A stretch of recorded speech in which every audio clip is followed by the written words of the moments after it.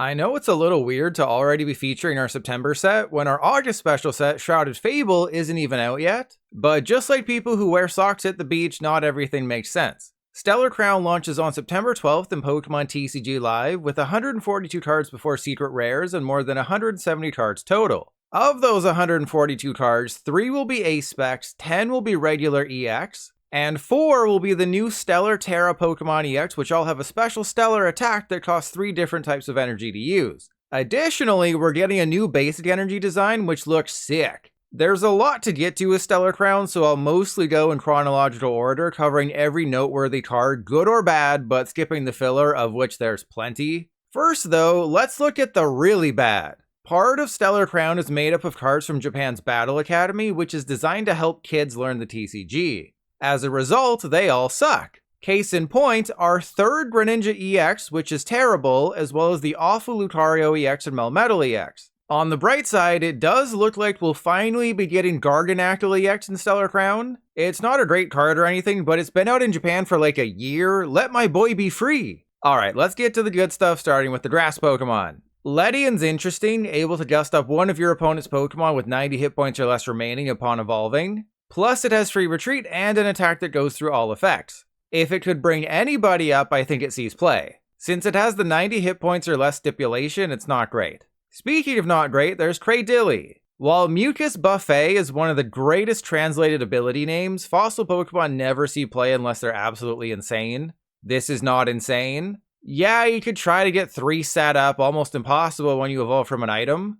and try to flip heads 3 times and get all 3 special conditions on your opponent's active to deal 300 damage. Or use Dangerous Laser, one of the worst Ace Specs, to burn and confuse them, but I don't think Cradilly is good enough to even be a meme. Mo Rotom's slightly interesting, able to discard all special energy and tool cards from your opponent's active, but unless something like Rhyperior EX ever becomes a top tier deck, this isn't great. Just play Lost Vacuum or Jamming Tower for tools and just, knock out their Pokemon to get all that energy in the discard pile. Eldegoss is similarly slightly interesting. Attack effects like this never see play because your opponent can just INO you the following turn, but degenerates out there already have their wheels turning. Use Zephyr Gift in a stall or control deck, get whatever 3 cards you want, and promote someone like Mimikyu or Iron Thorns EX. Outside of stall or control though, it's bad. The first appearance of Hydrapple in the TCG, Hydrapple EX, is basically a supercharged Teal Mask Ogerpon EX. For each grass energy attached to all of your Pokemon, Hydrapple does 30 more damage. So with 10 grass energy in play, you're dealing 330 damage. Plus, the Stage 1 Drifblim has an attack that makes itself immune to damage from basic Pokemon, not bad. But the perfect partner is obviously Ogerpon. Both can accelerate grass energy from hand. Ogerpon draws you a card, Hydrapple heals damage, easily powering each other up. Even though Gardenia is trash, you could throw it in and have a deck that hits super hard, can heal some damage, and easily one-shot Charizard EX. The fire Pokemon in Stellar Crown kinda really suck. Salazzle can discard up to 2 cards from your opponent's hand, and that's it. Turtonator can do 180 damage, except it's for 4 energy. The only standout is Cinderace EX, the first of 4 Stellar Pokemon EX in Stellar Crown. The most interesting thing about Stellar Pokemon is their secondary attack, which always costs 3 different types of energy. Except Cinderace's is just a snipe 180, making it kinda terrible. The first attack though isn't bad. For a fire and 2 colorless, it does 280. You can't use it again the following turn, but with free retreat it's not that big of a deal. While 280 on a stage 2 is decent, it just seems like a worse Charizard EX. Cinderace doesn't power itself up, meaning you'll have to use Magma Basin or Mela or something. Charizard powers itself up and is just a beast. So yeah, despite showing feet, I can't get excited about Cinderace. What I can get marginally excited about is Lapras EX. This card's stellar attack is hilarious. For a water, psychic, and metal, you can search the top 20 cards of your deck and attach any energy you find to your Pokemon, including special energy. And its first attack does 40 damage for each energy attached to Lapras. Unfortunately, just like Cinderace, it's outclassed. Chien-Pao EX is simply a better Lapras EX. Chien-Pao fetches energy from the deck and hits harder. I just don't see a reason to choose Lapras over Chien-Pao. Another fossil Pokemon you'll probably never lose, Terracosta boosts the damage you deal to your opponent's active evolution Pokemon by 30, and it stacks. But again, a stage 2 fossil needs to be insane to justify its existence. This is not that. Then there's Dreadnought, which has a really funny ability. If your opponent's active Pokemon would deal 200 or more damage to it, you prevent that damage. So Dragapult EX and Charizard EX after you take a prize card can't do anything to Dreadnought, forcing them to use alternate attackers. Raging Bolt can also have a tough time with Dreadnought, provided you attach a Rigid Band. And the attack isn't horrible, able to deal upwards of 160 damage for a reversal energy. Definite meme potential here, though be aware that Control and Stall players can use this for evil. Our second meme deck possibility of the video, we have Crabominable and Vuvuzela with Kofu. Both Pokemon have an ability that reduces the cost of their attack by 1 colorless energy for each Kofu in your discard pile. Naturally, Kofu's effect discards itself, right? Oh wait, it doesn't? That's not a great design choice. Kofu forces you to put 2 cards on the bottom of your deck, then draws you 4 cards. I'd never even be talking about this if it wasn't for Crabominable and Veluza. If you have 4 Kofu in your discard pile, the Crab can deal 250 damage for a single water energy, and Veluza can deal 110 for free. But if you prize a Kofu or 2, you'll look like a Kofool and lose the game. So yeah, meme, but kinda bad meme. Moving to the Lightning Pokemon, we have one of the worst attacks ever printed in the history of the TCG. If you use Electivire's Lightning Strike, which only does 220 damage, you can't attack the following turn. Not just the Electivire, all of your Pokemon. Absolutely atrocious. And Lantern's a disappointment. You confuse your opponent's active, and if they flip Tails on Confusion, they take 8 damage counters instead of 3. Except Perplexing Flash does 0 damage, so you're not pressuring them. And they can just retreat to remove the confusion, or flip heads, or not care about 8 measly damage counters. The third Stellar Pokemon EX is arguably the worst. For 2 energy, Galvantula EX can deal 220 damage to a V or an EX. Cool, I guess. Why you'd play that over Miraidon EX, I have no idea. And its second attack is disappointing. Fulgurite deals 180 damage and prevents your opponent from playing items the following turn, except you have to discard all energy attached to Galvantula. That basically makes it unplayable since it costs a Grass, Lightning, and Fighting. Ironically, the Joltik is actually busted. For a single colorless energy, you can accelerate up to 2 Grass and up to 2 Lightning energy from your deck to your Pokemon in any way you like. Yeah, a 30 hit point Pokemon can accelerate 4 energy into play, and that's nutso. At first, the new Charjabug and Vikavolt seem utterly forgettable. While that's true for Vikavolt, the Charjabug has the same attack as the old Kirlia, able to put 3 Charjabug from your deck directly onto your bench. Why is that important? Because the old Vikavolt from Temporal Forces does damage based on the number of Charjabug on your bench. So now you can Rare Candy a Grubbin into Vikavolt while keeping Charjabug on your bench and do 280 or 360 damage far more easily than ever before. It's still kind of a meme though. As if Frostlass didn't already have enough great partners, Togedemaru gives it an insane late game attacker. If your opponent has 1 prize card left, it does 30 damage and paralyzes them. So while they can't do anything, Frostlass is racking up the damage. Yeah, you might say I'm a filthy staller for playing this. Well, you know what I say? A good player can play a bad hand well. Taking a look at the Psychic Pokemon, Slowking has a chance to be more than a meme, but probably won't be. For a Psychic and a Colorless, it discards the top card of your deck. If that card is a Pokemon without a rule box, you can use one of its attacks for free. You can get this combo working with Nighttime Academy, Cypher Maniac, Nightly Stretcher with Nighttime Academy, and Silene. As for the Pokemon to copy, Conkeldurr is an obvious choice. It does 250 damage without any drawbacks. Then we have Kyurem from Shrouded Fable. Yes, you have to discard all the energy from Slowking, it's unlikely to survive regardless, but you get to snipe 110 to 3 Pokemon. I also saw this combo with Onix. You use Gardevoir EX to Psychic Embrace damage counters onto Slowking, then deal 400 damage. The whacking off potential is high, and I can't wait to do it in front of as many people as possible. Continuing the meme theme, there's Drifblim. If you have 4 in any combination of Drifloon and Drifblim on the field, everybody Explode now does 200 damage for a single energy. That's not terrible. And the attack also damages your own Pokemon, so Balloon Blast on the base set Drifloon can do 180, or you can use Monkey Dory to move damage counters around.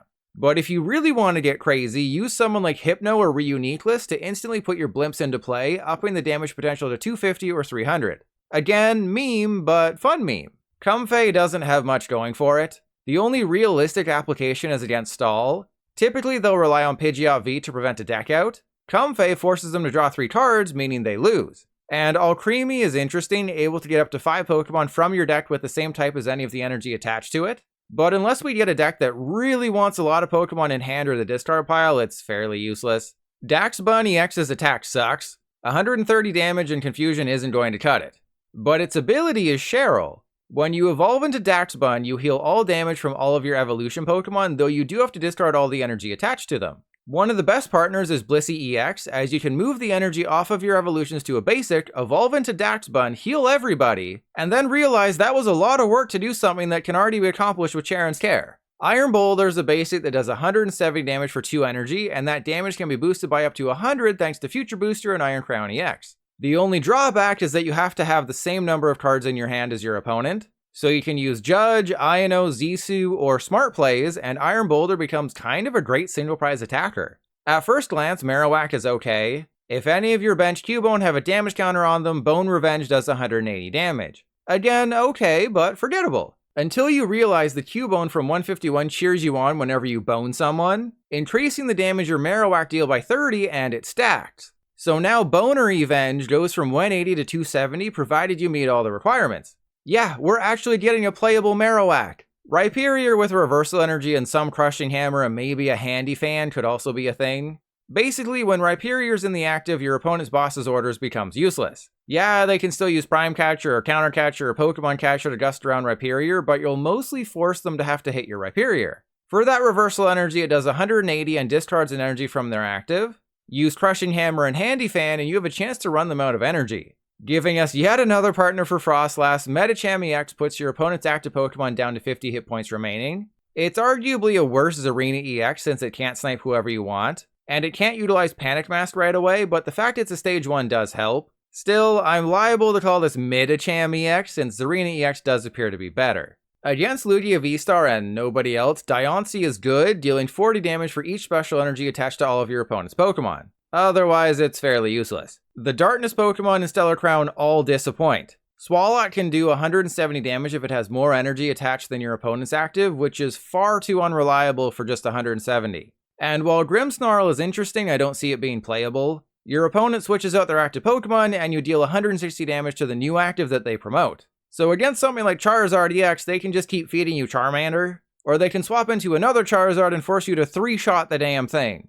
So let's talk about some better cards instead. No, not the Klinklang, which is useless. Yeah, it can be put directly into play if your opponent has a stage 2 on the field, but Klinklang's attack is garbage, dealing just 130 damage and losing all the attached energy. Melmetal though, that's slightly more playable. Using a reversal energy or someone like Metang, you can easily get 3 energy on Melmetal. Then, so long as you have a tool attached to Melmetal each turn, you're doing 250 damage. Because my brain is so gigantic, I can tell you about the Snorlax Leftovers combo, which allows you to easily do the 250 damage loop. Though I still think Heatran is a better partner from Metang.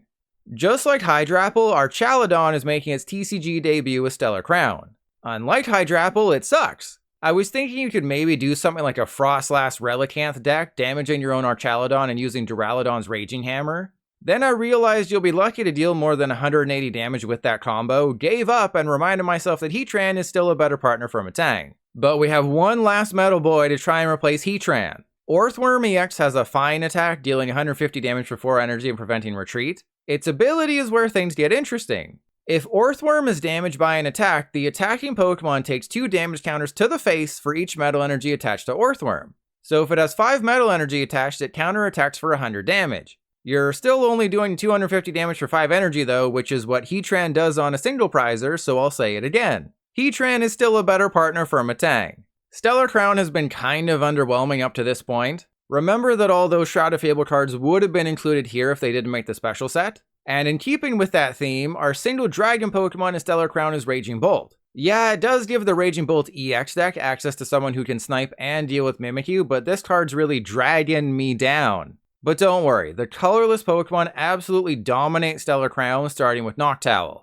As long as you have a Tera Pokemon in play, when you evolve into Noctowl, you can search your deck for any 2 trainer cards. It's reminiscent of the Shady Dealings Drizzile and Tellian line, except with that extra caveat of needing a Tera Pokemon. Now, here's where I need to do a little bit of explaining. For the Wind's toes fell into my mouth by accident, okay? It's not my fault they were so slippery. Also, it can be any Tera Pokemon, not just Stellar Tera Pokemon. Some of the most common Tera Pokemon are all of the Ogerpon EX, Charizard EX, and Dragapult EX. Yes, it's a little confusing, especially considering that Stellar Tera Pokemon EX are considered Tera Pokemon EX in the TCG, and the only thing that makes them special are the arts and that 3 energy attack. Anyways, Noctowl is busted, and the best partner is likely going to be the new Terapagos EX. Ignore its second attack. Yeah, Crown Opal is useful, making it immune to damage from basic non-colorless Pokemon, but the energy cost is awkward.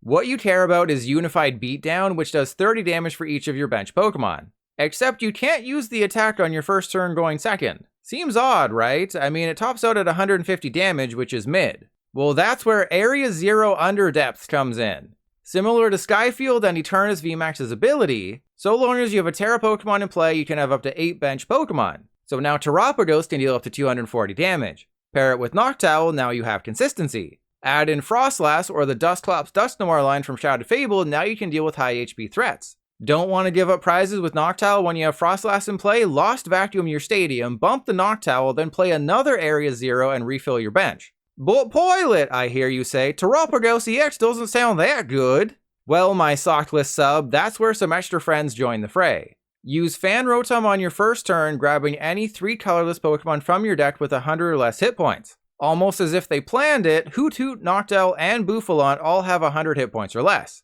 And Bouffalant is great! If you have 2 Bouffalant in play, all of your basic colorless Pokemon take 60 less damage from attacks. And Terapagos EX is a basic colorless Pokemon! Okay, but what if I want to use basic energy with Terapagos EX and not a double turbo? That's where Glass Trumpet comes tooting in. If you have a Tera Pokemon in play, like Terapagos EX, you can accelerate 1 energy from your discard pile to up to 2 of your bench colorless Pokemon. Obviously, you could use this to make Blissey EX with Ogerpon EX better, but screw Blissey. Rainbow Turtle all the way. So yeah, Terapagos EX has a great chance to be a meta deck come Stellar Crown in September. Oh, and I kinda skipped over it, but Talonflame is somewhat playable. Using the new Gravity Stone, you can increase the retreat cost of both active Pokemon by 1. Talonflame does 220 damage if your opponent's active Pokemon's retreat cost is 2 or more. Good, but not truly busted. Focusing on the trainers, I'll start with the 3 A-Specs. Did you think I was done talking about Tera Pokemon? Of course not. If Sparkling Crystal is attached to a Tera Pokemon, the attack costs are reduced by 1 of any type of energy, making it easier to use those awkward second attacks. I still think Prime Catcher, an Unfair Stamp, and Neo Upper Energy for a Stage 2 deck are better A-Specs. But if you want to launch Larimar, Rain, or Crown Opal, Sparkling Crystal is your best bet. Remember Forest of Giant Plants, a card so broken it was banned? Great Tree is that, except greatly nerfed. There's a lot of text, so I'll try to simplify it. Basically, you can evolve any basic Pokemon the turn after it comes into play with the effect of Great Tree. If you evolve a basic into a Stage 1 with a tree, then you can evolve again into a Stage 2, and both of the evolutions come from your deck, not your hand. It's a great effect, though that whole needing to wait for a turn thing is kind of annoying. And if you're worried about not being able to find Great Tree, Colorless Tenacity can get it from your deck. Remember Giant Bomb? No, not the website. The card that could put 10 damage counters on your opponent's active. We're getting an A-Spec that puts 12 damage counters on your opponent's active, and yes, it's massively underwhelming. In fact, you might say it's berry underwhelming. Kind of like the gloves from the E-Block, we're getting berries starting with Stellar Crown. Presumably extending to all types in the future. The first 2 berries reduce the damage taken from an attack by either a Psychic type or a Fire type by 60, then you discard the tool. The Pyapa berry seems to have the most immediate use, able to annoy Gardevoir EX decks. So if your Guardy matchup sucks, there is help on the way. 2 supporters with potential are Crispin and Lacey. Clearly meant to help Stellar EXs and Dragons, Crispin searches your deck for 2 basic energy of different types. Then you can attach one of those to one of your Pokemon and put the other into your hand. Unfortunately, it does feel kinda slow, right? Obviously a Turbo deck with Squawkabilly can use it on turn 1, but like Janine's Secret Technique, it feels like a weaker Professor Sada. And then there's Lacey. At its core, it's a Shuffle Draw 4 for you, making it forgettable. But if your opponent has 3 or fewer prize cards remaining, it's a Shuffle Draw 8. I firmly believe Lacey is a worse Roxanne, but when Roxanne rotates next year, maybe Lacey sees some play? Because I haven't talked about Tera Pokemon in far too long, there's Brier. If your opponent has exactly 2 prize cards left, and you take a knockout with a Tera Pokemon, Brier gives you an extra prize card. So yes, Charizard EX will now be able to take 3 prizes on your 2 prizer because Charizard definitely needed more buffs. It took a long time, but we finally covered all the noteworthy cards coming in Stellar Crown. As perfect as I am, there's a chance I missed some crazy combos with these new cards. If you doubt your pilot, leave a comment below telling everyone your crazy ideas ahead of the new set, which launches on September 12th. And stay tuned for lots more Shrouded Fable and Stellar Crown content in the near future.